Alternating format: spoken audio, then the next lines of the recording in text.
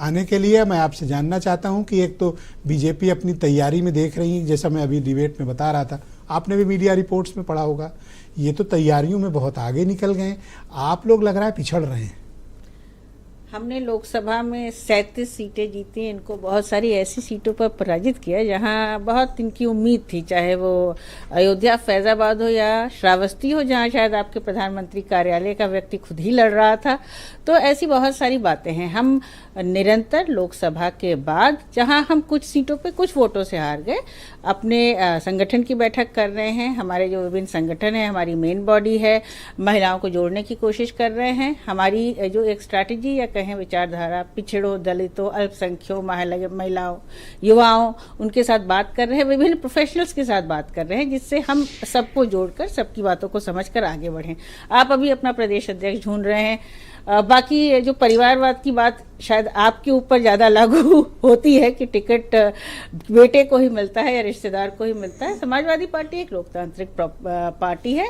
और जब आप ये कहती हैं कि आप 37 सीट जीतकर आप बीजेपी को हरा चुकी हैं, तो मैं आपको ध्यान दिलाना चाहूंगा कि उसके बाद जो हुए जितने उपचुनाव थे, एक दो को छोड़ दें तो हर जगह आपको बहुत बुरी तरह से बीजेपी ने शिकस्त दी।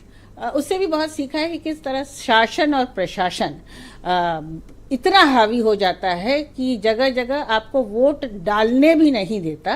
एसआईआर की प्रक्रिया इसीलिए समाजवादी पार्टी बहुत ही गंभीरता से ले रही है, और बीएलओ पे जो दबाव है वो हमारे बीएलएस बांटने की कोशिश कर रहे हैं, जगह जगह जा रहे हैं, फॉर्म को भरवा रहे हैं, क्योंकि जो मतदान का अधिकार है उसी से हम इनको चोट देंगे। बाकी अन्य साजिशें और बातें और बड़ी बड़ी बातें करके जनता का मीडिया में ऐसी रिपोर्ट आ रही कि फील्ड की तैयारियों में, जमीन में आप बीजेपी से तैयारियों के मामले में बहुत पीछे हैं।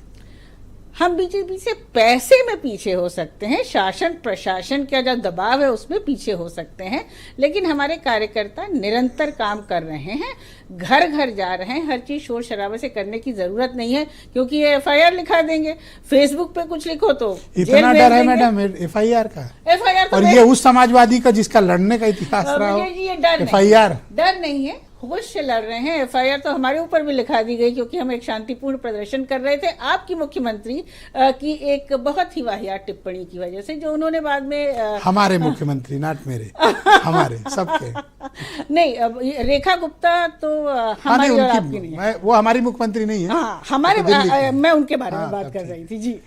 तो किस तरह से आप किसी भी पार्टी के कार्यकर्ता पे दबाव डालें, ये भारतीय जनता पार्टी जानती है और उसका इस्तेमाल कर रही है। हम उससे किस तरह जूझे वो बिहार के चुनाव के बाद आपके खेमे में बहुत बुरी तरह से सन्नाटा है और आप लोगों का मनोबल टूटा हुआ है।